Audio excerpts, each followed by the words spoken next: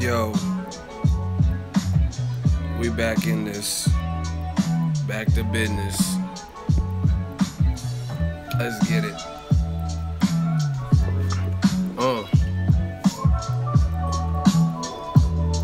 Yo, what up?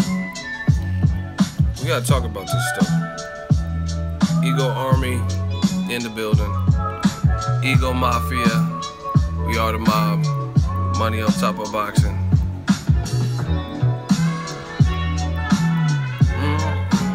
What's up with y'all? Ego Army, Ego Mafia. Yeah. Okay.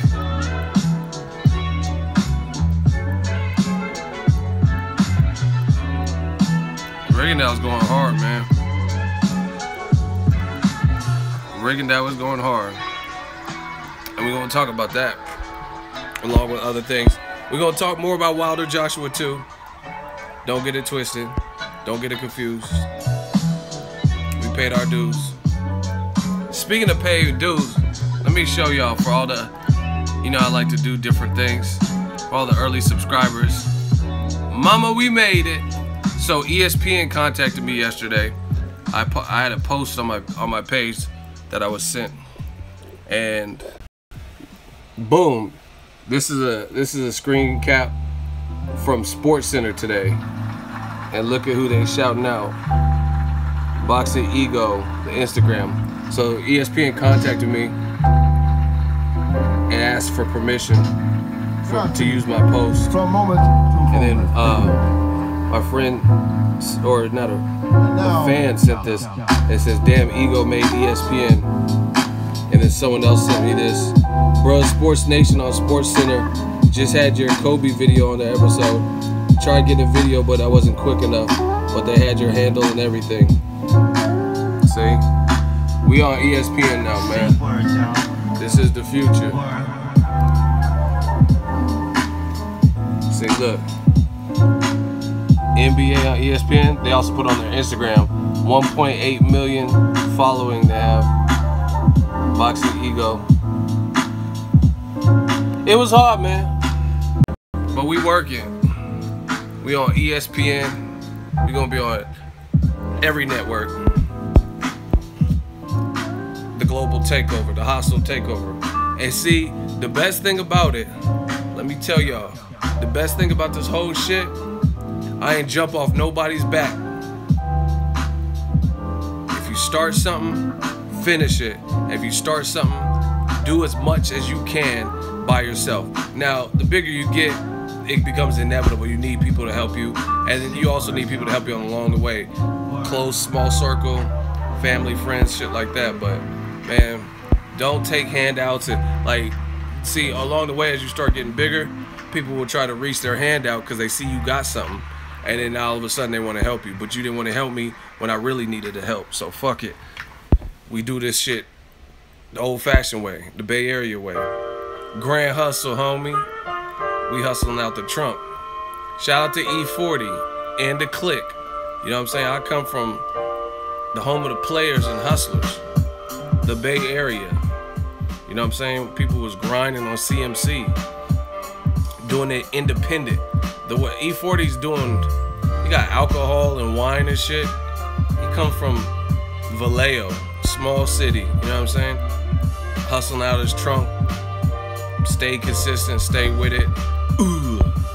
Shout out to the super chat, MP4 Vids. I told y'all them yellow and them orange ones. He just dropped $10 on the channel, $10 donation, appreciate that. Said, "What's happening, man? It's Money Powell the Third. We're here in Newark." Money Powell. Oh, so this is Money Powell's pops. Money Powell, he says, "We're in Newark. Money Powell's 4th fight is this Saturday." Listen, shout out to Money Powell the Third and the 4th. Check out this kid. I've had the pleasure of interviewing him. I'm definitely going to catch up with him at one of the fights. But listen, his favorite fighter of all time is the same as me, Roy Jones Jr. And he's serious about it. Follow Money Powell. He was in Paris. Shout out to Ringstar Sports, Ringstar Promotion. They had a card and they've been keeping him busy. But check this kid out, man. He's sweet, got skills. And see, I'm a tall dude. And when I seen him, I'm like, damn, you kind of tall. I was like, wait, what division you in? You know what I mean? So that's one of the first things I know. So he has the frame, and see, he has boxing ability, so he uses it. A lot of tall guys want to fight short. Just like one of my favorite movies is Arnold Schwarzenegger Pumping Iron. And what he was talking about, he says if you're a big guy, use that. Like when you're doing your poses, he's like, show them the whole muscle. He said a lot of small guys want to be all like, or big guys want to crunch down. Don't do that. Same thing with boxing. Shout out to Money Pal the 4th. Everybody's working. If you guys are out that way, see if you can get tickets in Newark to catch him. Because, see, I'm a fan. You know what I'm a fan of? I'm a fan of jumping on the train. Thank you for your support, Money Pal the 3rd. But listen, this is just me, who I am as a person. I'm a fan of jumping on the bandwagon before it's a bandwagon. Like right now, I'm from the Bay Area. I've always liked the Golden State Warriors. I like the Lakers because I like Kobe. But I've always liked the Warriors because I always try to root for a local team. Now it's fashionable. Everybody likes the Golden State Warriors. I liked them back with Mullen and Mitch Richmond and stuff like that. You know what I mean? Chris Webb. But that's what you guys got to do with these fighters. Support them on their ascend up. Support them on their journey up.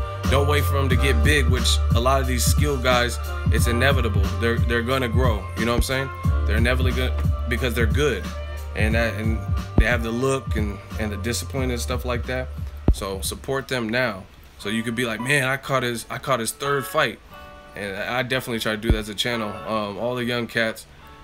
I got to see Shakur Stevenson for the first time because I missed his fight at the StubHub because I was in New York covering Berto Porter. So I missed the top ranked card at StubHub, but I was able to catch him on Crawford and Dongo. So definitely support talent. And see, that's what we do here with new media. Support talent. You know what I mean? There's a lot of the machine and bigger boxes, and they want to change the narrative. And skilled guys, they want to call them boring or runners. This is boxing. Get in where you fit in. Whatever your style is, make the most of it and keep it pushing. But I'm no stranger to skills and celebrating skills. So you'll hear a lot of the guys that I really promote on the channel, like, and tell you like the ones to watch for. They got skills because I think skills create longevity. So check out Money Pal the 4th and all the up and coming kids, man. Like I'm happy. 2017's been fun. Speaking of happy, another great fight is Guillermo Rigondeaux. He just liked this, or his handler, whoever. He just liked it on Twitter. And yeah, he sounds motivated. He sounds motivated, like highly motivated. I'm gonna show you guys a tweet. Rigondeaux said, "Bigger doesn't mean stronger, and unlike a couple of chickens at the featherweight division, I am not afraid to be put to the test." December 9th on ESPN. So wow, Rigondeaux, he sounds very calm. We live. Rigondeaux liked it, retweeted it. Support this fight, people. Support this fight. Support good boxing. This is that.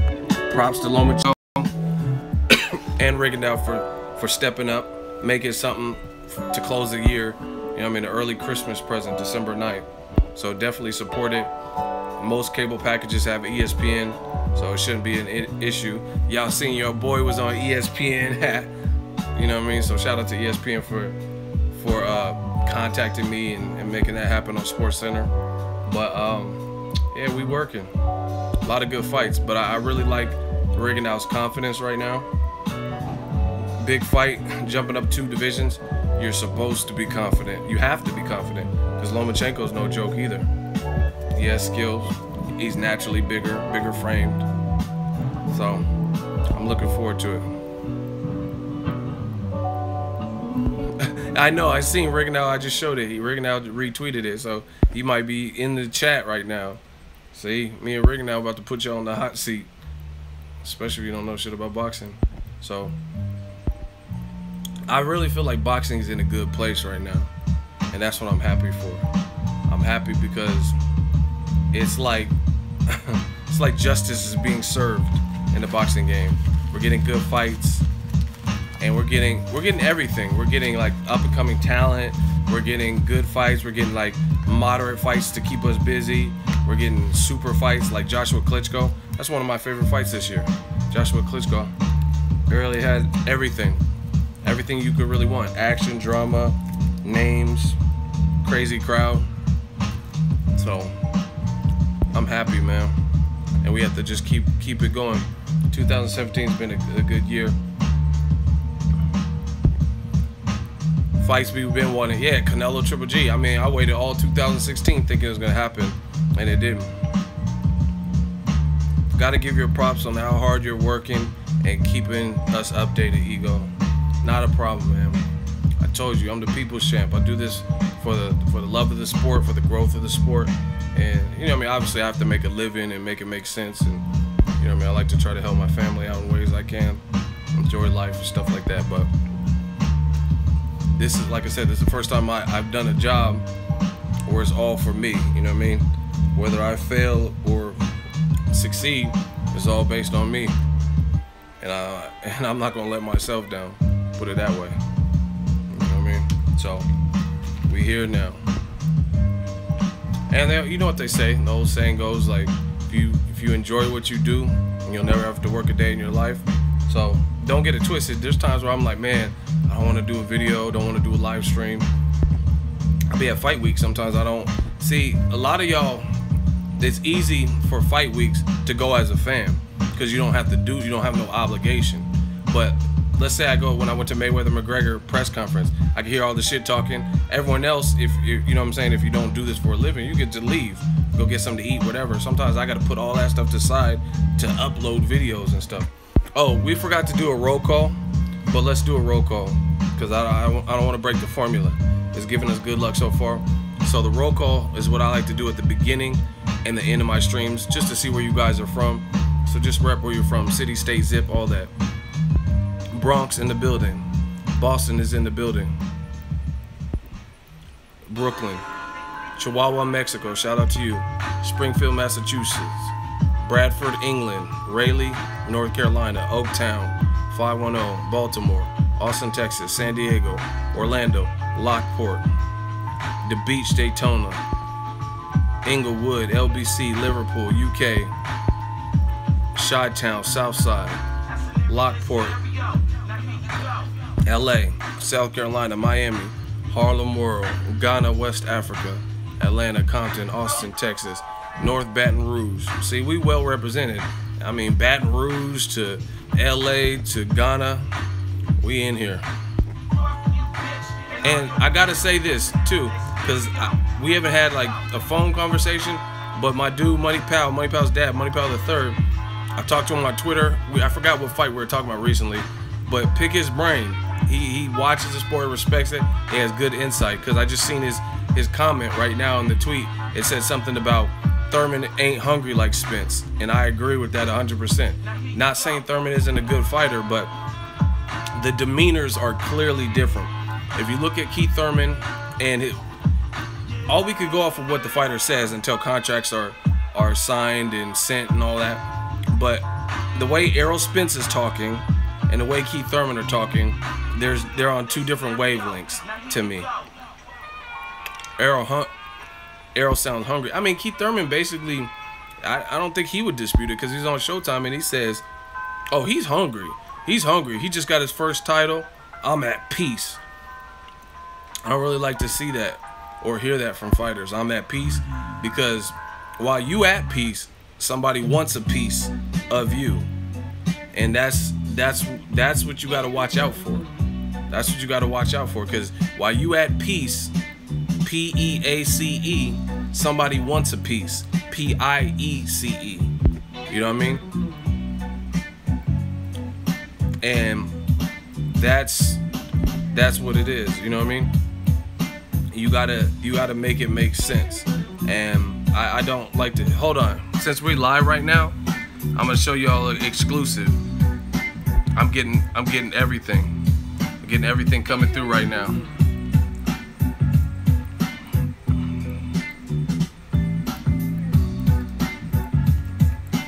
Hold on one second.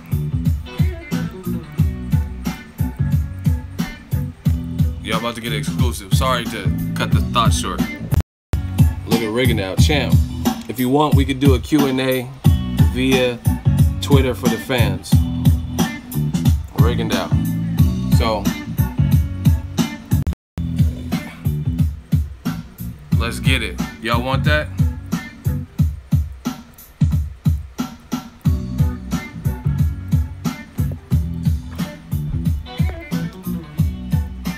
He wants to do it tomorrow. I'm gonna respond to him.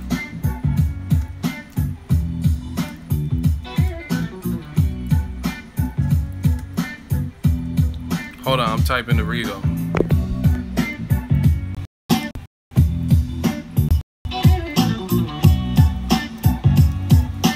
So y'all be getting the exclusives. I told you.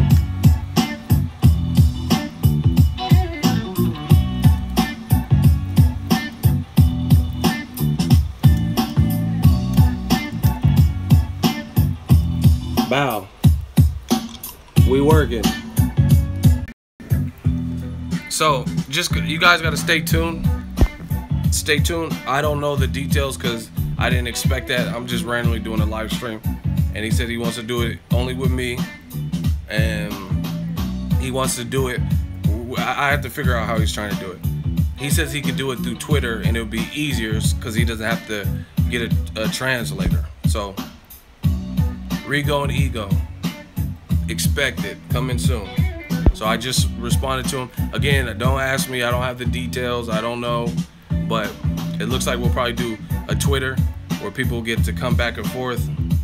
I told you we working, boy. This is not a game, 2017. So I gotta get some more information to see how he wants to do it. I think he's in Miami.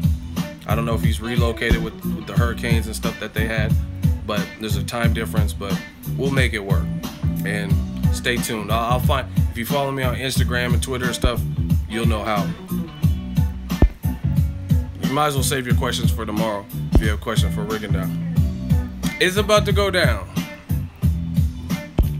Rigo and Ego, the pound for pound, the best.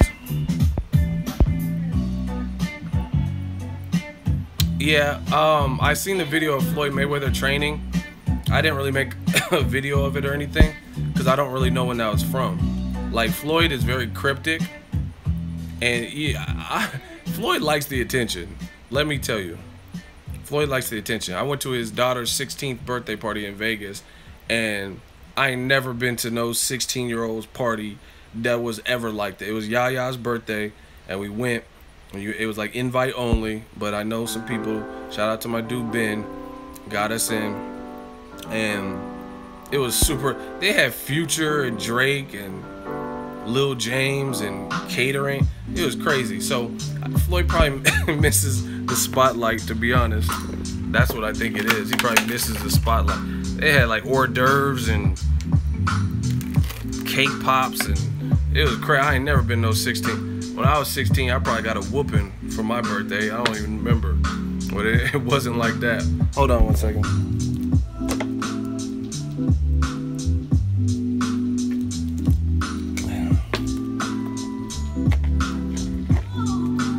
H2O.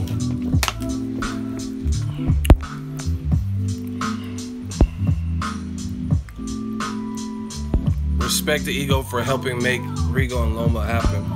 I really feel like my channel has something to do with that. I really do. Because I was covering the story like crazy. And let me since we're live, let me explain this to you.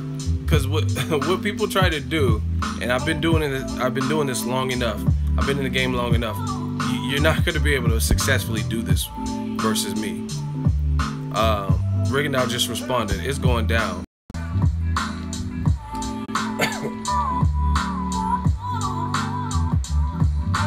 Well, I've been doing this for a while now. You know what I'm saying? And what people do is this.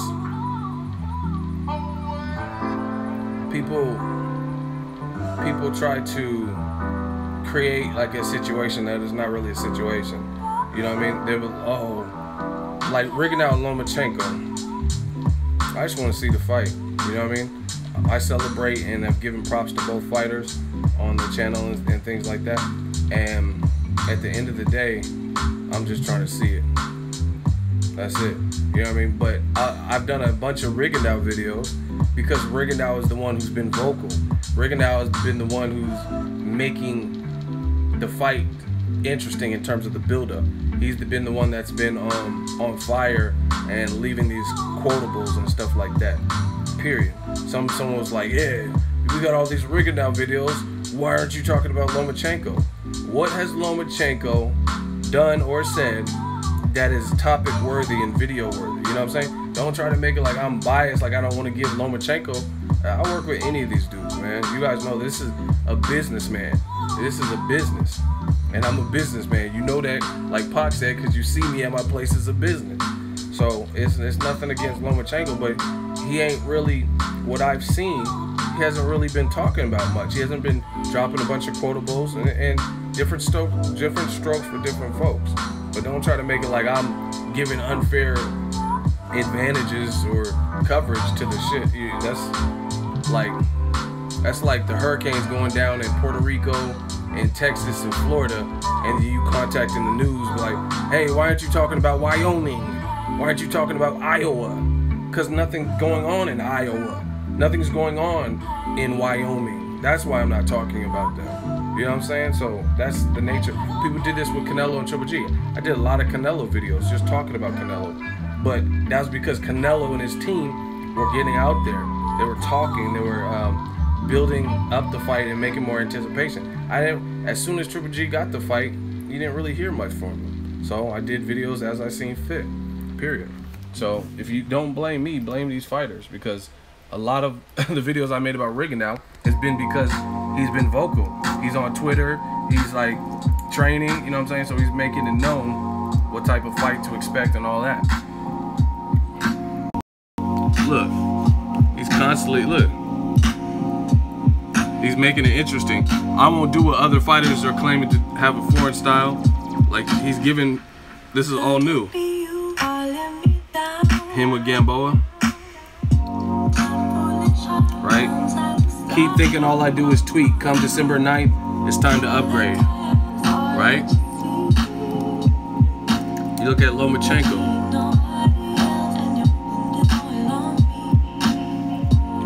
Verify paid. Him running with no caption. Like, do you really think I'm gonna make a video about that?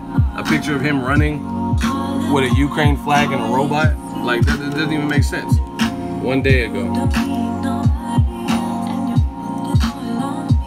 He got Mickey Mouse ears. I don't even know what that says. You know what I'm saying? What does that say? I see a koala bear and all types of stuff. You know what I'm saying? Mickey Mouse ear. What do you highlight reel? December 9th. You know what I'm saying? There's not really much that's been going on in public. Hungry. You know what I'm saying? Oh, Llama said he was hungry. He's eating the belt. He's so hungry. Like,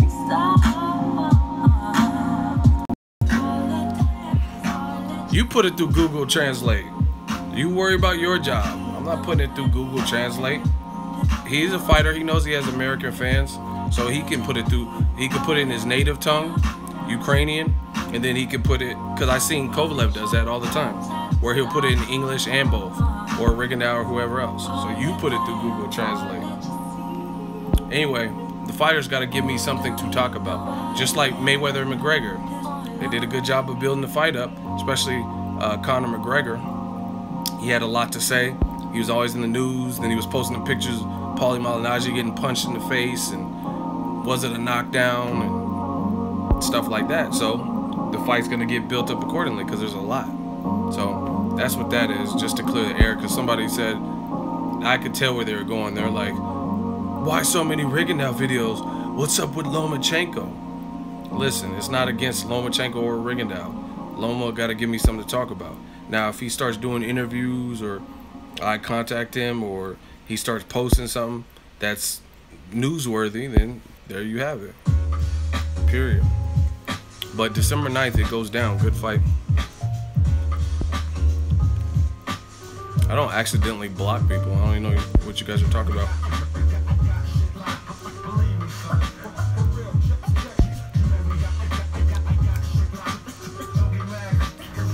Yeah, man. And see, listen, and see, I'm the social media king. Realistically, what you guys got to understand is what I'm asking, what I'm saying about what I just said about that is the fighters have to actually,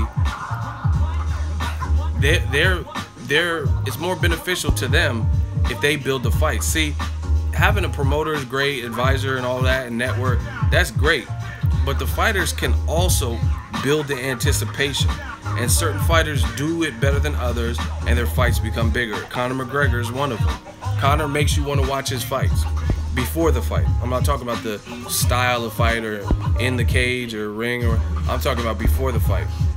You know what I mean? Him and Nate Diaz, I'm like, man, I'm ready to see this, the way they're both talking. So the people who can excel, everybody says boxing is a business until it comes time to do business things. You know what I'm saying? Boxing is a business, we all know that. So handle business, make the fans want to see it even more. Like, in my opinion, I thought Ward Kovalev 2, I thought there could have been probably a little bit more done from the networks or whoever. Keith Thurman and Danny Garcia, just how good of a fight it was, that could have been really built up to monster proportions. So, and like I said, the fighters can take the initiative into their own hands and do these things too. You don't have to wait for the network to do it or your promoter to schedule an appointment for you to do a Showtime gig or film this or film. The fighters can do this too. And I've noticed the fighters that have mastered it and the fighters who have mastered the having an online presence, typically they make more money and they typically have bigger events, bigger turnouts. So I mean, look at my channel. Look at my channel, man. I started from the ground up.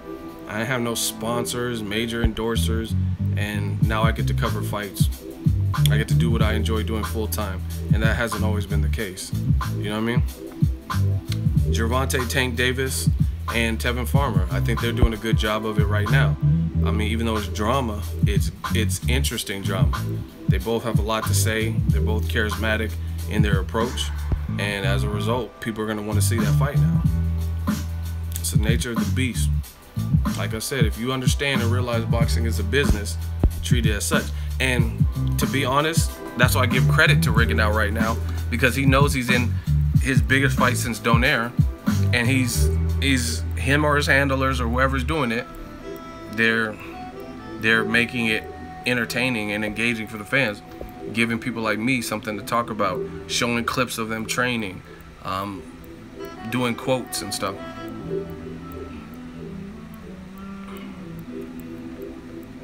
I don't have nothing to do with being biased. I just speak my mind.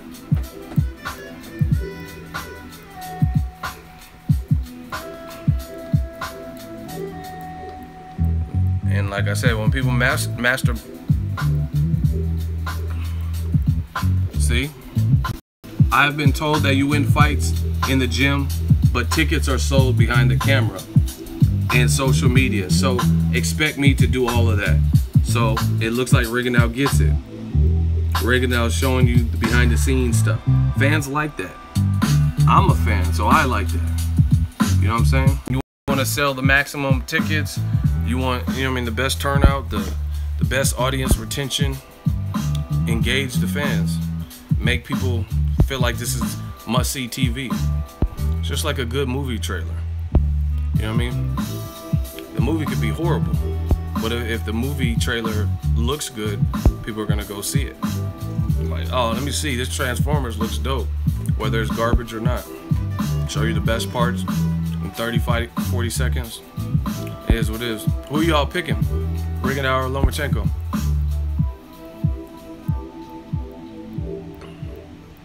Money Powell with a great comment.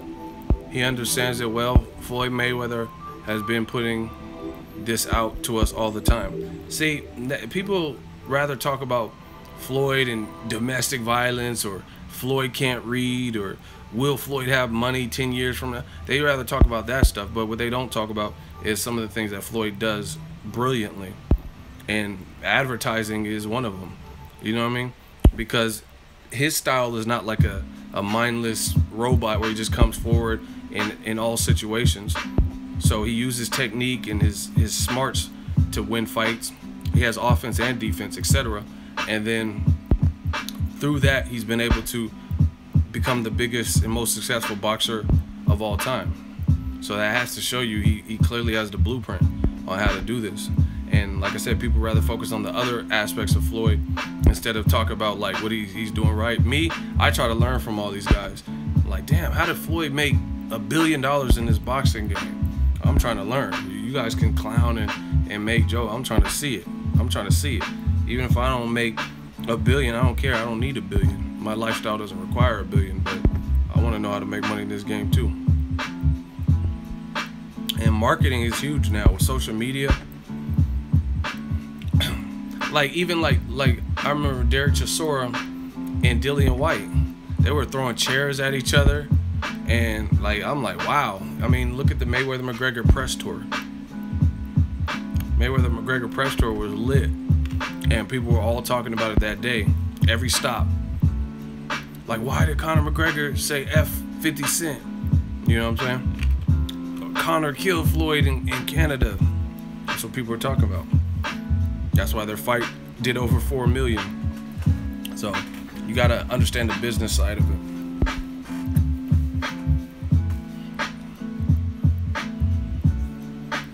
Who says Rigondeaux doesn't have a defense? I would challenge your boxing knowledge if you think that. What are you talking about? Y'all put some crazy comments in here. I want to know what level of fans some of you guys are. Rigondeaux doesn't have a defense. If Rigondeaux doesn't have a defense, what does Ruslan Provodnikov have? You know what I'm saying? Brandon Rios or Francisco Vargas. What do any of them have? Because I'm not getting it. What does James Kirkland have? But McGregor is great at marketing himself. I mean, even now, he don't even have no fights, but he's posting his family life. He's on yachts, and he's still kind of in touch. That's a way for fans to keep in touch with him. Some people have a fight and lost, and they just disappear. I mean, you can do that, but out of sight, out of mind. That's how a lot of things work in this society nowadays.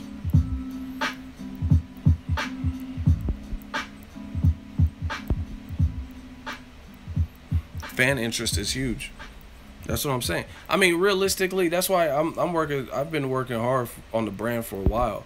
But now, I mean, not to toot my own horn, but I feel like it's getting to a point where some people turn to me for my input more so than people that work for ESPN or Ring Magazine or whoever, you know what I mean? Like HBO. Some people care what I think, you know what I mean? And I don't have this huge backing by HBO and HBO budget. I'm not Jim Lampley. I don't have the fight game, you know what I mean?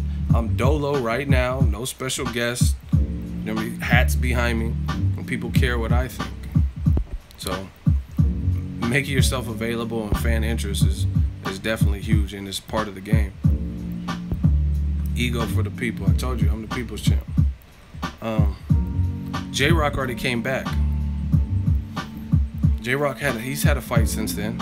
It was a small fight, I think, in Philly. He won it by knockout.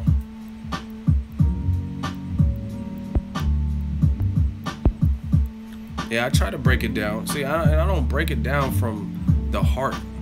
Listen, 99% of people that pick their picks by race, ethnicity, heart, all that, they'll be more inaccurate than they will be accurate, because boxing has nothing to do with any of that. Race and ethnicity don't matter. You could be black and the black fighter could get his ass whooped. You could be Mexican and root for a guy because he's Mexican and he can get his ass whooped. And so on and so forth. You know what I mean? And that's why I try to stay winning. And that's the formula, is try to be logical with this game, try to be respectful.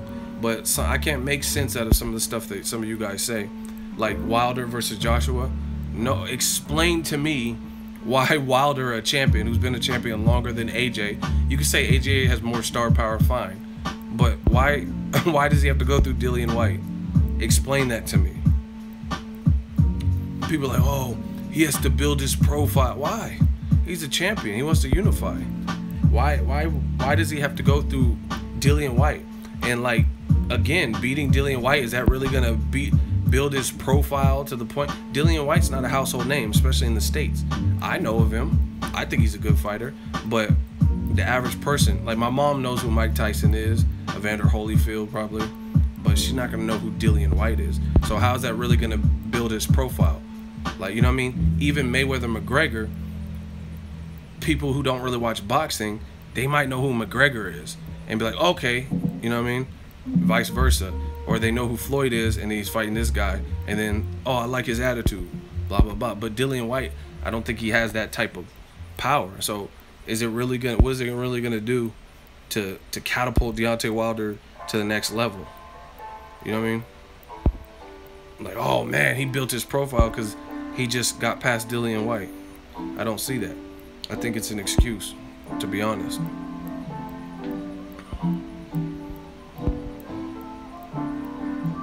Yeah, so you guys gotta understand the sport. Wilder AJ is a good fight now. You wait too long, maybe won't. Maybe one of those guys look vulnerable. You know what I'm saying?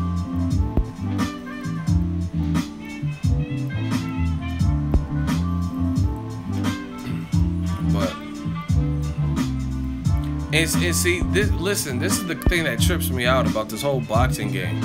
Let's see if we can get the likes up. We got triple-digit viewers in the chat right now, but we don't have triple-digit likes. So if you're leaving comments and you're in the chat just checking it out, don't feel afraid to hit that like button. Hit the like button so we can promote the video and get more more people and more opinions. See, this is what a lot of the fans do. They pigeonhole you. Everyone keeps saying Wilder's been a champ. He has 38 fights, and he only fought Bermane Stiverne. Okay, well now he's trying to fight somebody who's currently been looking very good and is a champion, and a win over that guy would give him all of the retribution. It'll give him all of the accolades if he can beat him. And then the fans are saying he doesn't deserve him. So it doesn't make sense to me, because it's like you gotta choose a side. Do you either want Wilder to finally step up, if that's what you think? Do you want him to have a solid name on his resume? Like, that's why I never jump in the way. When Joshua was gonna fight Klitschko, he needed to fight Klitschko. He's a champion. Klitschko's respected, former champion. It's a great fight, and they put on a good fight. So the fans try to make it a catch-22, where no matter what, it's like you can't win. Either Wilder has a bum-ass resume, but then when he's trying to fight somebody that would improve his resume, then you guys make excuses why he shouldn't get that. It's like, how can he ever get out of this, especially with people failing drug tests like Povetkin and Stiverne, how can he ever get out of this conundrum if no matter what he does, fans make excuses for him when it comes time to step up? You know what I mean? That's like me saying Erickson Lubin, oh, he ain't beat no one. Who's Erickson the Hammer Lubin beat? He just fought a couple weak guys on PBC, and then he wants to fight Charlo. And I'm like, no, you don't get to fight Charlo. Then we'll never know if he was ready or if he wasn't ready, because we're blocking that. You know what I'm saying? So we seen it, and we seen Charlo knock him out, clip him. So okay, you can say he wasn't ready for the big leagues right then and there. But at least we got to see it, because there are guys that are ready for it. Errol Spence Jr. There was no one on his resume before Kell Brook that I have faith in him, but there were no names that would make people certain that this is that dude right now, other than testimony from myself, Floyd Mayweather, Freddie Rhodes. So he did what champions do, or future champions do. He went into a champion's backyard and beat him into submission, made him take a knee like Kaepernick, right? And now a star is born, and now people know who he is, and he's still hungry. So you can't complain about Errol Spence or whoever and say they don't have any names on their resume, but then they're actively pursuing a name that would give them all of the respect in the world if they beat. But then you say they don't deserve to get to fight them to even prove if they can beat them or not. You guys see how it's a never-ending story? Remember that movie with the white dog? The never-ending story. It's just like you can't win that way. No what? Someone just put no. No.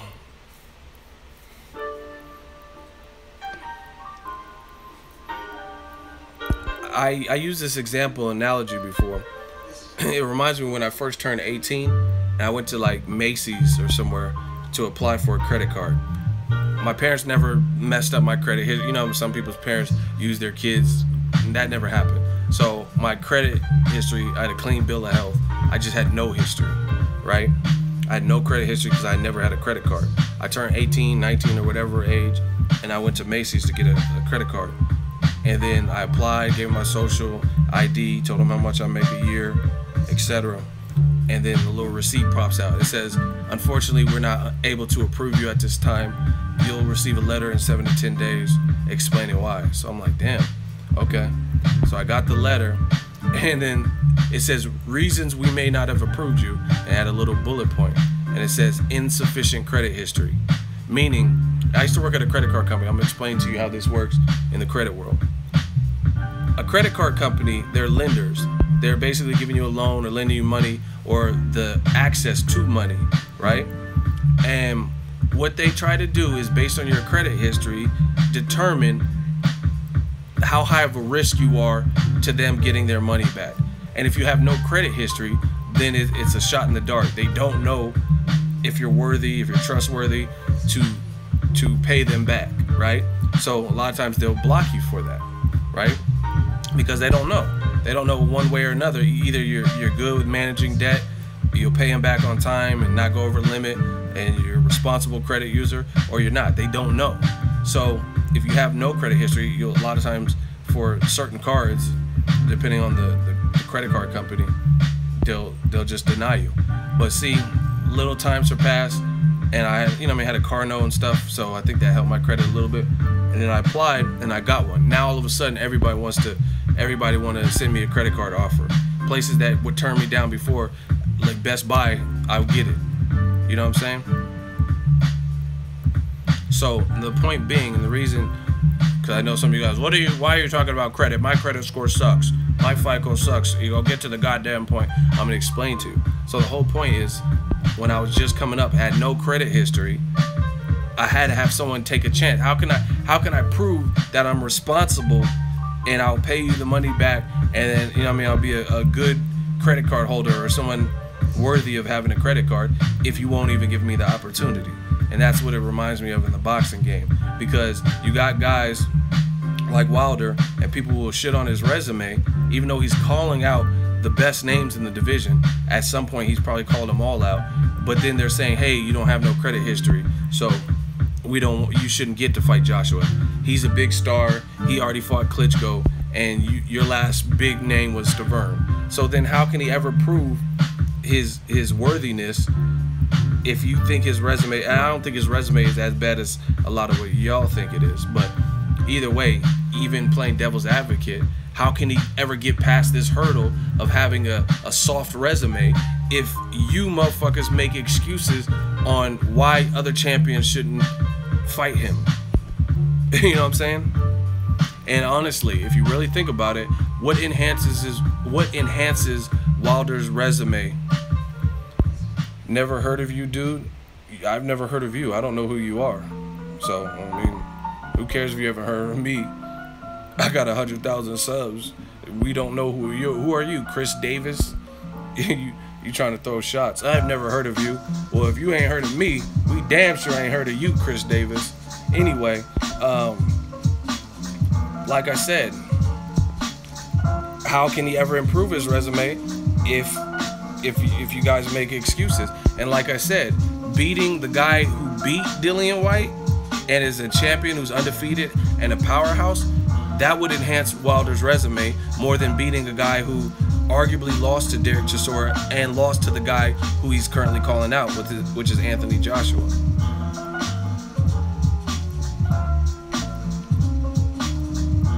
Larry, you sound pretty stupid. Now I heard of Chris Davis. Why ego? Why you get trolled so easy? What does that do? My bank account doesn't change. Like, okay, he had his 5 seconds of fame and people laughed at him when I roasted him. So, I mean, how does that affect me? I know, but see, the whole point of joking is to make people laugh, or your joke wasn't funny. You're like, oh, you're getting trolled easy. Like, I'm like just knocked off my pivot, and I mean, I'm back to talking boxing. What are you talking about? Somebody said check yourself, or else what? Y'all tripping. Anyway, like I said, Anthony Joshua went over him. Hey, somebody block Larry Medina. He's putting weirdo stuff. One of my mods off with his head. I don't do all that weird stuff. You Harvey Weinstein. We gotta get Harvey out of here. One of my mods. Please take care. Thank you, CSM HB, because that was really weird. Another man. Everybody put your L's up. Another one. But like I said, you got to pick which.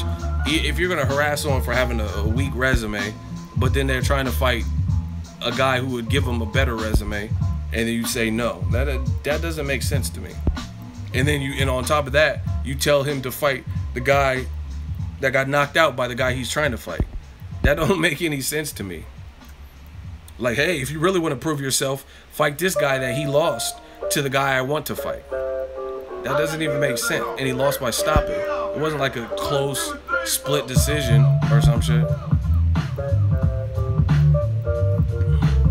Danny Jacobs is my dude, and I would definitely say he's a top tier middleweight.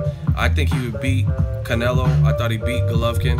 I think the hardest fight out there is possibly Demetrius Andrade. I don't know though, because I don't know how Andrade is going to look moving up. But stylistically, that would be a difficult fight for anybody. Or Charlo. So that's just my opinion. Sounds like promoter trickery. That's clearly what it is. It's to create. It's a diversion. I use this in my video. Watch the movie Malcolm X. When the guys went to assassinate Malcolm X, they created a riff in the crowd, and so it was like, hey, get your hand out of my pocket. And then like a fight broke out, so everybody's focused on that. And then the guys walk up to the podium and bow, bow, and kill Malcolm X. That's what it is. It's a diversion. It's like, this diverts your attention to something else. Like Dillian White, who's not a bad fighter, good fighter and all that. But now that they're trying to switch the conversation, I want to see Wilder Joshua. I like Joshua, I like Wilder, but as a boxing fan, I think that's the bigger fight. I think that'll take boxing to new heights, and again, this will prove more, and it's a unification. But they're using Dillian White. Eddie Hearn, to me, is using Dillian White as a diversion, a distraction, so you all of a sudden start paying attention to the wrong thing. And now people are honestly trying to run. See, I don't care who it is, but a promoter or a network, they're not going to just tell me something and I'm going to run with it. That's not. You could tell me till your face turns blue, Lomachenko's pound for pound #1. But when Andre Ward was fighting, and even now, he's not pound for pound #1 to me. I don't care. I don't care what network. I don't care if Dan Rayfield. I don't care if, you know what I'm saying, Ben Vereen. I don't care who's talking about it. He's not #1 to me. And that's not going to change. The only thing that will change that is time and racking up the appropriate bodies. But when you have 10 fights, it's really going to be very hard for you to become pound for pound #1. You know what I mean? But some of you guys, you go for the sleight of hand trick, and you let the promoter and networks and all that just feed you whatever, and you don't analyze it to see if it makes sense in your own brain. That's the good thing about being an Aries, is we're headstrong and we're stubborn. Not always right, you know what I mean, sometimes to a fault, but I'm not going to ever just let somebody tell me something and I just run with it without analyzing it in my brain to make sure it actually makes sense. You know what I mean? And this whole Dillian White thing. Listen, if Wilder wants to fight Dillian White, cool. I don't think it's a bad fight. If he can't get a champion, You know what I'm saying? Maybe that's one of the best fights out there for him. But I don't think he should have to go through Dillian Whyte to get Joshua. I think he should be able to have a straight shot to Joshua as a champion who's been a champion longer. Dillian Whyte is fighting Robert Helenius, who I think he got knocked out. I think Robert Helenius got knocked out by somebody, like Eric Molina or somebody. He was undefeated and got knocked out. And then before that, he fought Malcolm Tan. So if Dillian Whyte was like the end-all be-all, then Dillian's last couple of fights haven't been. Why is he not fighting Luis Ortiz, Gerald Big Baby Miller, Brian Jenny? You know what I'm saying? Like, so Eddie Hearn is clearly just throwing that out there. But if Whyte is the ultimate right now, then why is he fighting Robert Helenius, a guy who got knocked out not too long ago? You know what I'm saying? Gerald Big Baby Miller would have been a better fight. Even Gerald Washington, I think, would probably be a better fight than Robert Helenius. I thought Washington's my dude. Shout out to the 707. Shout out to Vallejo. But he was outboxing Wilder. It's a blatant stalling tactic, see? You guys just got to look at this stuff. Don't even take my word for it. Think about what makes sense to you. You know what I mean? And again, I just can't make it make sense with this whole Dillian Whyte. Like I said, if they can come to agreement and DeBella and Hearn, all them want to make the fight, fine, so be it. I don't have a problem with it. It's a solid fight. But to make it as if Takam and all these other people like Dominic Breazeale are just so worthy of an AJ shot, but Wilder is just out of the question, you're not going to ever make that make sense to me. Because I think Wilder would beat Takam, who's 6'1.5". I think he would beat Dominic Breazeale. I think he already did beat Dominic Breazeale in the hotel. They were saying his brother and him like punched him or something. He's getting sued by him. So, you know what I mean? You can't say what has Wilder done, but Dominic Breazeale got a shot. Charles Martin got a shot, and they hadn't really done what Wilder's done. Because Wilder's a big risk for AJ. But see, you know, honestly, I would actually, maybe I'm crazy. I would actually respect it more if the people are just, if everyone was just honest with the actual reality. I would respect it. You know what I'm saying? Like even Canelo vacating the belt, I don't think that made him look good, but he clearly wasn't ready for the Golovkin fight at the time. So he just did it. You know what I'm saying? It's just like no slow bleeding. I'm not ready. I'm not fighting Golovkin this year. So people get mad for a while, but then they'll get over it. You know what I'm saying? But I wish the people would, like, what happens in boxing is it's not truthful. People will make it like Rigondeaux sucks and he's boring and stuff like that, but it's really realistically, you don't want to fight Rigondeaux because you know he's a threat. And I would respect it more if you just said, man, that's a tough style to beat. We won a couple of fights before we got that. I personally would. You know what I mean? Same thing with Joshua Wilder. If Eddie Hearn has different plans, say, hey, we're going to take him around the world. I want to give him a soft touch in Dubai after a tough Klitschko fight. Wilder is a big risk, and we want to make sure we're ready. I personally would respect it more. You know what I mean? Especially the promoter. If the promoter said, like that, people got mad at the Joshua talking about 2020 because that seems a little bit far out. But, you know what I mean? Just be real. If Eddie Hearn was like, you know what? We have Tony Bellew and David Haye about to rematch. That's a big domestic fight. And then we'll get to Wilder, hopefully in a few fights. I would respect that more than making it like Wilder has to go through Dillian Whyte and Wilder ain't beat nobody. You know what I mean? The stuff fans do. I just don't like that because I don't think it really celebrates the truth. Because honestly, a lot of the fans are just saying AJ runs through Wilder. Then that should be easy work. You should want to knock him off the list. Like, okay, next, now I'm gonna fight Tony Bellew, David Haye winner. If it's easy work, that's nothing. You know, it's like an Uber driver. I take enough Ubers when I'm traveling on these trips, right? And if a Uber driver, they get the call or whatever on their little phone screen, and they have to run me to the airport, and let's say the fare is $55, and they're already in the neighborhood, they'd be like, cool, all I have to do is drop them off at the airport and that's it. You know what I mean? So of course they're gonna accept the Uber drive. Now if the Uber driver in Vegas had to drive to like 4 towns down, you know what I mean, to Barstow or something, then maybe that's not worth it. You know what I mean? Or if they didn't have clean plates or something and they had to go through an area with a lot of police, then it wouldn't be worth it, because now you're running into different risks. Your car's not reliable or whatever. So, but if it's easy money, then you're supposed to take the easy money. That's basically what I'm saying. So a lot of fans are making it sound like AJ will annihilate Wilder. And if that's the case, annihilate him and get the belt, get the recognition. He's undefeated. He's been calling you out. You know what I mean? Do what the Charlos did. Both Charlos in their last fight, there were adversaries that people thought could beat them.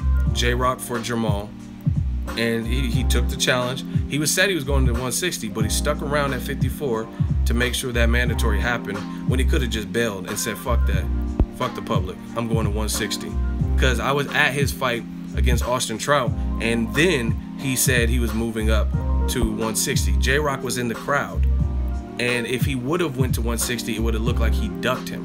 It would have looked like he avoided him. So he struggled or did whatever he had to do to make to make 154 one last time, and then he handled business, knocked J-Rock out, then he moved up. Period. You know what I mean? When he could have easily just said, oh, my body, he already said it post-fight, I was there. When he fought Austin Trout, listened to the post-fight, he said, it's hard making this, I'm moving to 160. But again, he knew he did what was right for boxing and what was right for his career. Stick around long enough so there's no perception of you ducking this dude.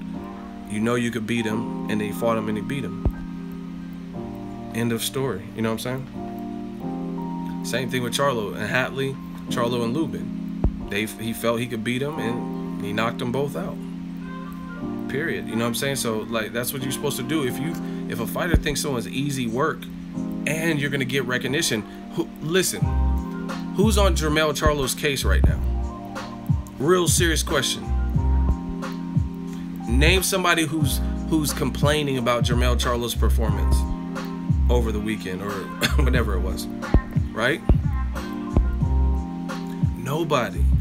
Because he fought a mandatory and he looked exceptional in doing it. First round knockout. And this was supposed to be a guy who was ready. And this is a guy who sounded ready and sounded very confident, had a high knockout ratio. So you don't hear people complaining. You know what I mean? There's nothing you can fucking say. Just like when Ward fought Kovalev and he beat him the second time. Nothing you could say. And that would be the same thing with Joshua. If Joshua goes and annihilates Wilder, there's nothing you could say. There's nothing bad you could say. If he went in and blew him out, and just, wow.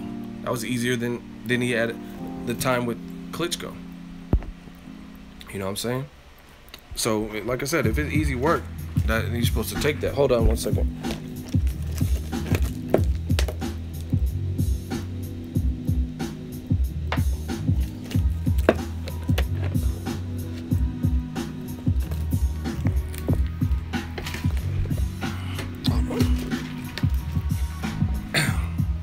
So that's basically that's my thoughts on it. Like I said, if it's as easy as a lot of fans are making it sound, you're supposed to take that. Take his belt, take his recognition, and knock his momentum down, make a good paycheck. I mean, Joshua's getting good paychecks versus Kubrat Pulevs and Takeums and Charles Martin. So, of course, he's going to get a good one with Deontay Wilder. And, like, people like, Wilder has to up his profile. How come Sky Sports hired Wilder or brought him on as a guest speaker for Joshua Klitschko, 90,000 people in attendance? Why didn't they bring Dillian White, who's from the UK? Why didn't they bring him on? Why didn't they bring Carlos Takam on or Kubrat Pulev as the guest speaker? You know what I'm saying? You guys are making it sound like Wilder's a nobody, no one knows him and shit. Why did Sky Sports bring him to the UK to be a guest commentator for a fight that had nothing to do with him. You know what I mean? It was a Joshua Klitschko. Klitschko's with K2. Joshua's with Matchroom Promotions. You know what I mean? So it wasn't like an Al Heyman deal. Wilder really had no reason to be there other than he's a name in the sport and a champion in the sport. So they probably wanted to get his feedback on the mic, and he did a good job. So that's how I know a lot of y'all are full of shit. Because like I said, it would have been cheaper to get Dillian White, who already resides in the UK, get him as a guest commentator. You know what I mean? Get Kubrat Pulev, but they didn't want them because they're not in the same position as Wilder in the division. Period. When Wilder and Tony Bellew got into it, go watch the Fight Hype's views or videos and stuff and look at the views. People were all interested in that. Like, oh shit. And you know what I mean? When Wilder was getting fights at lobbies or whatever happened with Dominic Breazeale, go look at the view counts on that. So you're not gonna front like Wilder is just, oh, he has to raise his profile. Just nobody knows who he is. Like I said, why did Sky Sports bring him out if he was a nobody? Why didn't they bring out Carlos Takam? He the man, right? He's the best. Why didn't Sky Sports bring Carlos Takam out? So stop fronting, stop lying. Hate liars. I hate lie. People just lie. There's no reason to lie.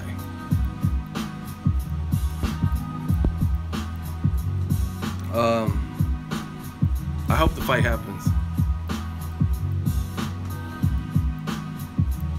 I'm from the UK and the Wilder hate is real. I mean, bottom line, anytime there's someone who's a threat, you have the opposing side's fans that will try to intervene and make excuses. Like if you're a diehard Canelo fan, you know Golovkin is a threat. He was knocking a ton of people out. You know what I'm saying? So you had some Canelo fans that were making excuses. Some people, vice versa. Some Golovkin fans knew Canelo was a threat, so making excuses. But we're not here for that. We're here to uplift and grow the sport of boxing. That's how I see it. You know what I mean? And a good fight's a good fight.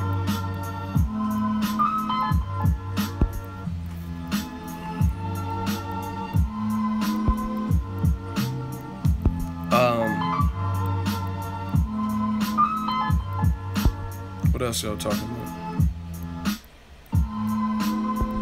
Well, I'm not really worried about Zordo Groves because he has to get past Chris Eubank Jr.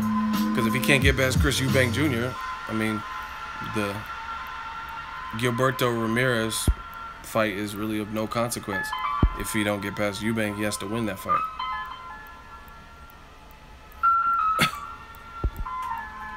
Yep. He's a threat.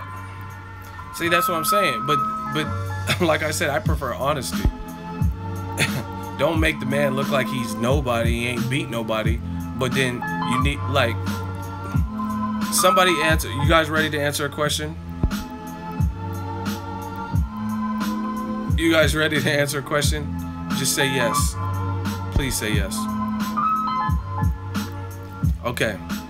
Anthony Joshua fought Vladimir Klitschko, who is a seasoned pro and was a champion. Yes or no? True or false?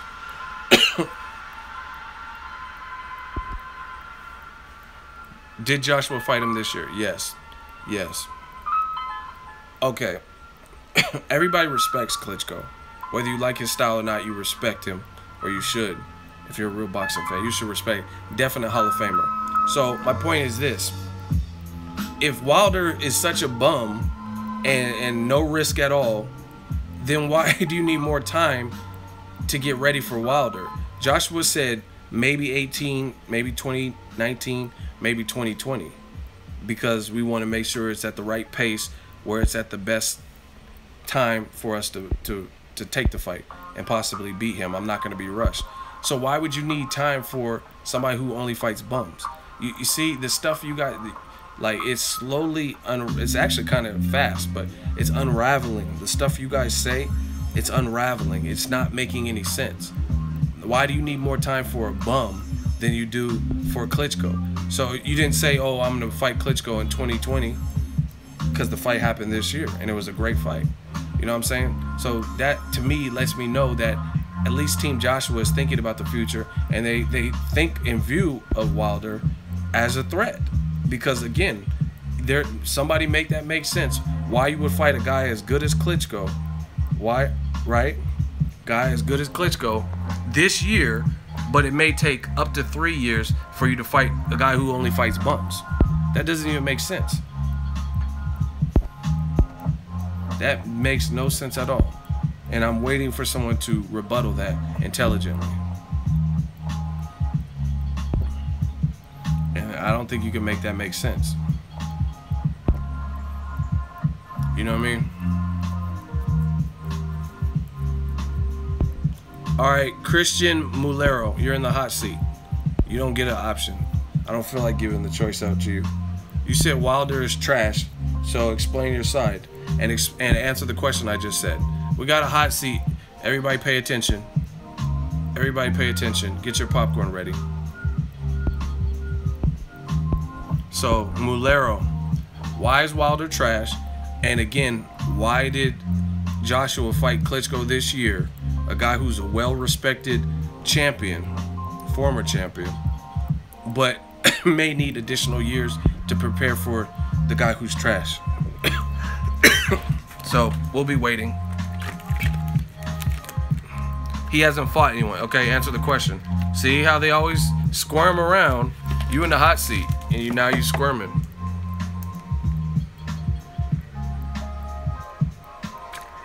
Answer the question. He's trash. We got that. You already said that. He's trash. So why were you ready to fight Klitschko? Team Joshua, Eddie Hearn? Why were they ready to fight a 41-year-old Klitschko who's well respected and is not trash and only lost one fight in the last 10 years, right? And that was to Tyson Fury, a guy who was bigger than him. So why was that fight made this year? So you can't say Klitschko is trash. Klitschko better than Wilder, my bro. Okay, Klitschko's better than Wilder in your opinion. So why do you need more time to fight the guy who's trash, as you called him, and the guy who's lesser than Klitschko, but you just fought Klitschko this year? Make that make sense.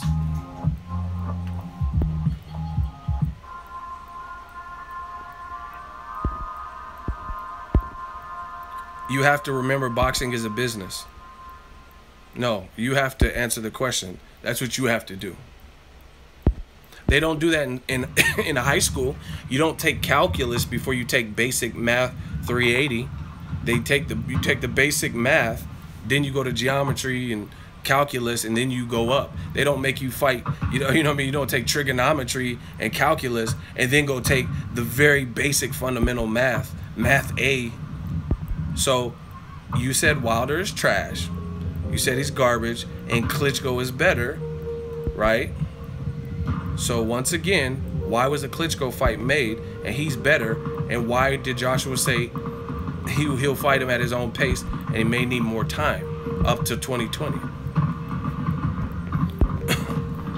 See, it's not looking good for you, new media. I'm not letting him live. He's putting too much dumb shit. If he don't fight his way out, he ain't getting out. You can't put all that. Makes more sense. You can't even spell the word sense. Your response. I only give people 3, but makes fight more. All right, you got one or two more response. You're not doing good. So why would you fight the guy who's eons better than the guy who's trash, as you put? You said Wilder's trash, so why wouldn't you take out the trash? Why do you need more time for the trash? But you fought someone who is exponentially better. Haha, you having fun, bro, talking that shit. Let's vote. You ain't gonna waste my time. So, did he fight his way out the hot seat? If no, put your L's up. Wilder's still trash. Well, all you have to do is explain to the fans why he was trash. Couple more and it's your doomsday. Alright, one of my mods. Handle your boy Culero. You culo, you ass, you failed. Bye-bye, Kulo. Thanks for playing, Kulo. See, listen. I don't understand why y'all choose to be in here with that Kulo shit. You better come with some ammunition. You know it's gonna happen. You know. No matter what you say, no matter what your fans say. Listen. But the whole thing is, no matter what I say, and all you have to do is explain it though. All you have to, it's two different varying sides. I said something totally different than you.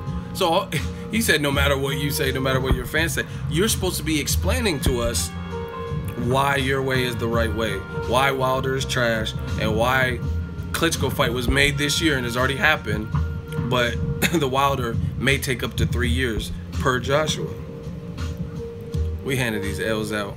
See, like I said, it's easier to just say the shit with no response, without rebuttaling it, without being questioned.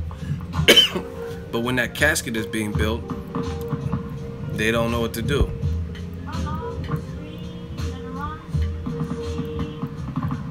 I'm not an ego fan, still think for myself, bitch. You know, you're blocked, that's what you are. You're a fan of getting blocked because you wasted all of our time. Everybody say goodbye to Billy. Bye-bye, Billy. L. I don't know why y'all think y'all gonna be in my chat talking crazy. I'm not an ego fan, but you're a fan of getting L's, my friend, because that's what you got. Bye-bye, Billy. Billy the Kid wasn't quick enough. I was quicker on the draw because he got that L. I'm the Young Guns. I'm Emilio Estevez. Listen, it's much easier to just type the shit than it is to support it. I never call Wilder trash. So the burden is on you. Prove he's trash. And prove it doesn't make sense. That's what I'm saying. The shit you shoveling doesn't make sense. If he's trash, why would you not take out the trash? The fans want to see it. You'll make a good paycheck because you're making good paychecks versus Carlos Takam and lesser guys than Wilder. So you'll make good money, and Wilder has something enticing that you should want, which is a belt. So if the motherfucker is trash and less than Klitschko and the worst heavyweight in all this, then why wouldn't you dispose of him?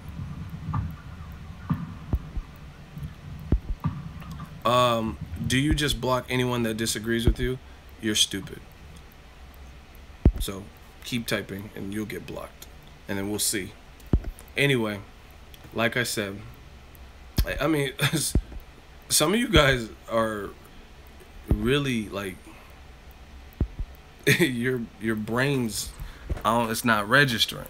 I don't just block people because they disagree. I don't give a shit about that. But you ain't gonna be talking crazy in front of the fans, boxing fans, with these Wilder's trash. Okay, why? Explain to us why he's trash, and explain why you wouldn't take the trash out if it was that easy. Listen, my big ass can't do a backflip, but if I could, and someone said I'll give you 150,000 right now, hit one backflip. That's like me saying, no, I ain't gonna do it. But I'm telling you, I can hit the backflip. And you're offering me 150,000 to merely just hit a back. You're rich, you're a business tycoon, and all I have to do is hit the backflip that I know in my heart I can do. Right? And I'm like, nah, I'm not gonna do a backflip. That doesn't make any sense. If Wilder is fucking trash, take the trash out. Easy. You'll get a belt in doing it. All your paychecks have been good. Joshua said he wants to be a billionaire. Beating a guy like Wilder will get you closer there. You know what I mean? Like in terms of good paydays and stuff. So realistically, there should be no reason not to.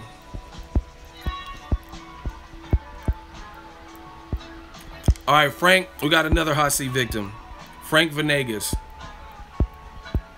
He says Wilder is trash. Look at his distance. He sits there and takes a worse beating than his opponents. Yeah, his beating was way worse than Spilka, who looked like he was dead. Wow, this is going to be an easy one. he just has a one-hit wonder and catches his opponents out of nowhere where he's got a punch. So, my friend, you are in the hot seat. Why is Wilder trash? We'll get your opening statements. Frank Venegas. We about to have Venegas burgers tonight. You about to get cooked. I promise I'll grill you. Because what you said sounded stupid. You said he looks worse than his opponents, but Spilka looked dead. When I watched that fight, I was like, oh shit. The motherfucker caught him a body. He's dead. Spilka is no longer with us. But you say Wilder didn't look that bad. Spilka was out of there. Like separated his body. Where's Frank at? I just watched the distance he's back. Okay, so why is he trash? And why should he not fight Anthony Joshua? And if you're Anthony Joshua champion and he has a belt, trash or not, why would you not want to fight the trash person who's the weak link? Because, I mean, if you're trash, you're a weak link. Why would you not want to get him out of the way, make some cool money, get the respect because you've done something no one else has done? Chris Arreola, Tevin, and all them. So why wouldn't you do that? Come on, Frankie. Come on, Frankie. Taking forever. Yeah, I told y'all, you're not going to just be putting whatever. So why is Wilder trash? See, how is it so hard for you guys to explain what you are saying? That's the truth. Why? Like, you guys are saying this shit, but it's taking forever to get an explanation out of you. His distance sucks, but his distance is still getting him a knockout in every fight except for Bermane Tevin. So explain the trash aspect and explain why Joshua shouldn't fight him. He replied, where? Anthony is young, come on. Did Floyd fight all the top guys at his age? Wow, you're that much of a rookie. Actually, Floyd was 20 or 21 when he fought Gennaro Hernandez. So actually, he was younger than Anthony Joshua when he became a title. And he was fighting Manfredi, who was highly ranked. He beat up on Arturo Gatti in Arturo Gatti's backyard, his second home of New Jersey. So, yeah, Floyd was that age or younger when he was fighting top names. Yeah, that's actually a thing.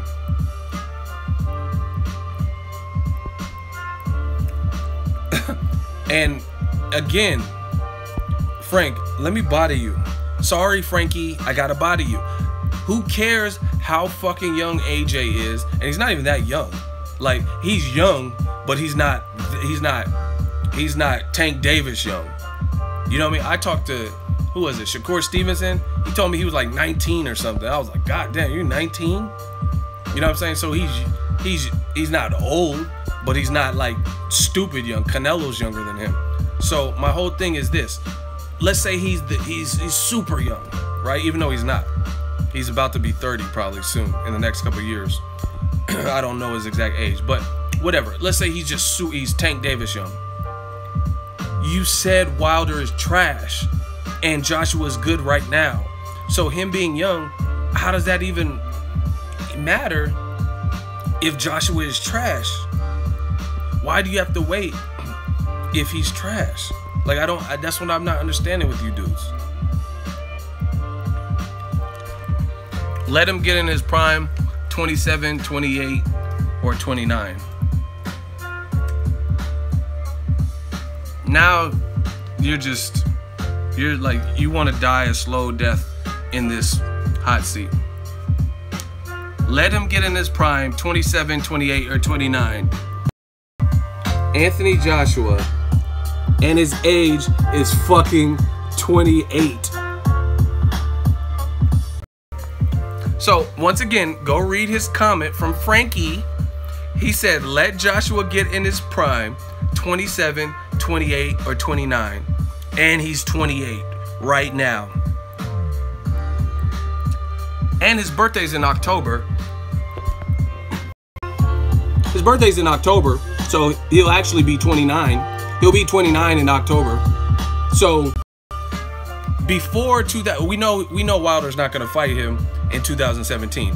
So He turns 29 in October, meaning by 2018, he will already be 29. You said let him get in his prime, 27, 28, or 29, and he'll be 29 in October, meaning by January 1st, 2018, he will already be 29 years old. And I told you that, and you got the earwax in, so you didn't listen. I told you he's not that young. He's young, like in the grand, like just as a young man, but he's not boxing young, like I said, Shakur Stevenson, Tank Davis. Damn, Frankie, let him get 27, 28, and 29. So no matter what you guys, no matter how you guys are slicing, it sounds dumb.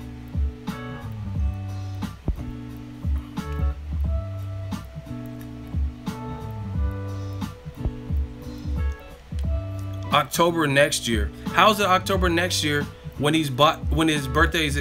Oh, he just had it. What is today? Is it the 15th? Oh, okay, so he just turned 28. He'll be 29 next year. So that's within the parameters of what he said. And once again, who cares how young he is if you're saying Wilder is trash? It doesn't matter how young he is. It doesn't. How does it matter if the guy he's saying is trash, meaning he ain't shit? He's weak. So what does Joshua being young have to do with anything? Now this is not, just so you guys know, this is not against Joshua. This is against the fans making the excuses. And just because I know I can deliver the L, we'll do the math. Floyd Mayweather, he said, why doesn't Floyd didn't take big fights? Floyd was born in 77. Hold on. Floyd was born in 77. And he had already fought. Hold on. We're going to do this real quick. See, it's hard. If y'all got a calculator, that'll help. I'm not trying to do no serious math.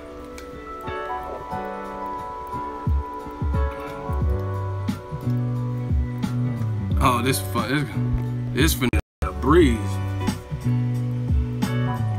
Floyd born in 77. Hold on.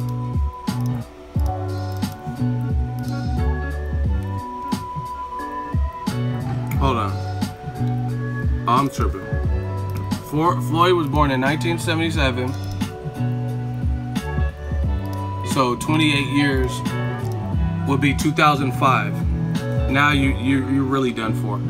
So you said Floyd wasn't that young. He didn't take big fights. So Zab Judah was just off of that.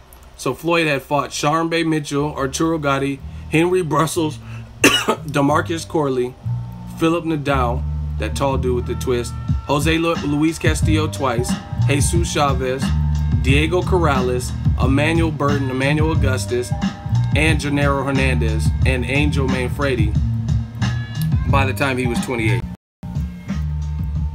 So you said, oh, Floyd didn't really fight. He didn't fight all of his fights when he was young. He fought all those dudes who were ranked guys at the time by the 28. And when he was 29, he fought Zab Judah.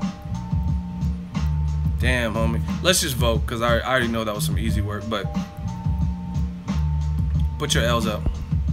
If you thought he got an L, the boy Frankie, put your fucking L's up.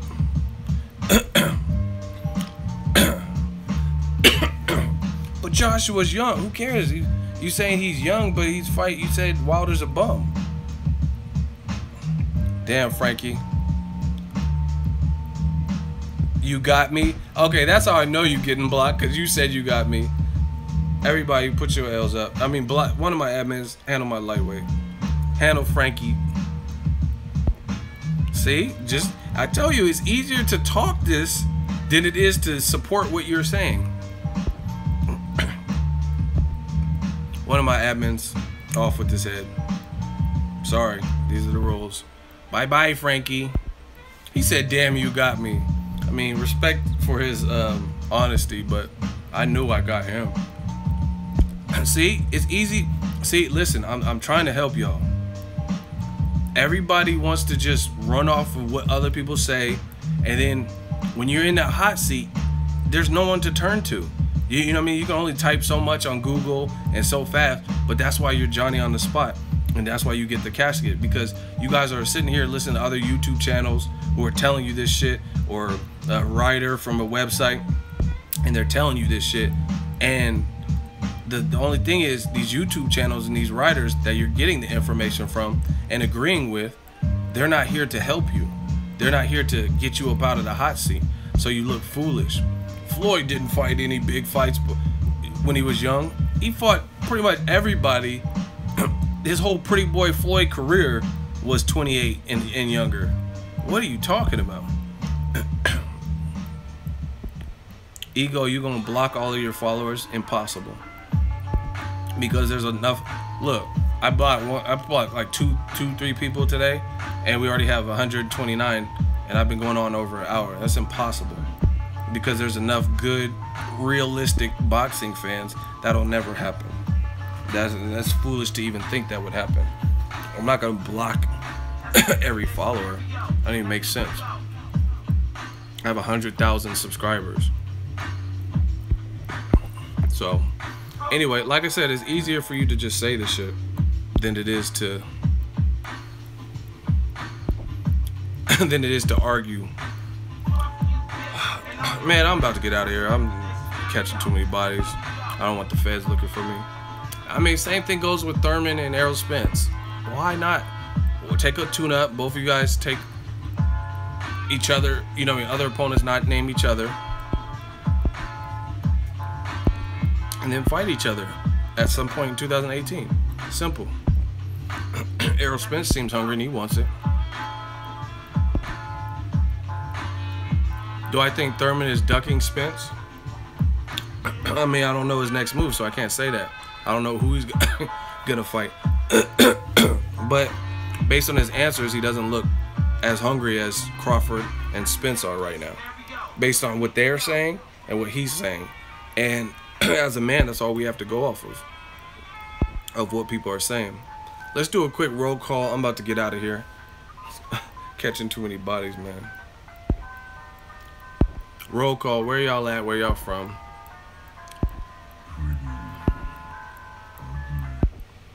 What city, state? Detroit, Atlanta, Jackson, Mississippi, Chicago, Garfield Park Boxing, Bronx, New Jersey, San Jose, San Marcos, Birmingham, Quebec, Texas, Jersey, DC, LA, Fort Collins, Colorado, Sanford, Florida, 702 Vegas, baby, San Diego,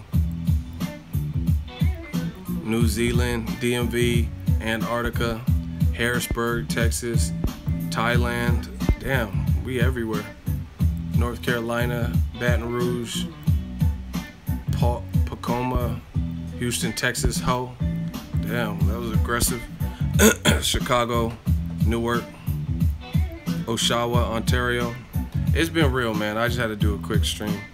Austin, Texas, I see you. North Carolina, I see you. But like I said, it's easier for you guys to say this stuff than it is to argue it. Keep that in mind for the future hot seats.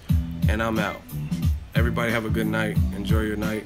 Shout out to Chi-Town, Reno, Nevada, Sinaloa, and everybody out there, all the real boxing fans, the mom and pop shops, the real motherfuckers. Peace out.